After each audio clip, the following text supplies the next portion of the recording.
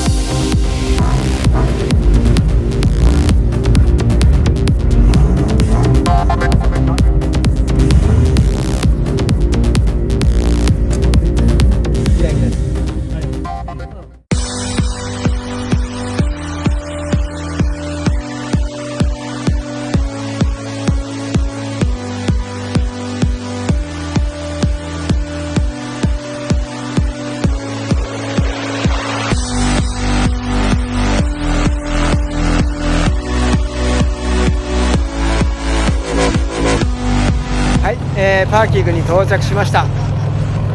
今日ね、街道レーサーの集まりでは初披露ということでね、結構みんな写真撮ってくれて見てくれてます。台数もねたくさん集まってて100台ぐらいはいるかな。ちょっとね、ゆっくり車を見ていきたいと思います。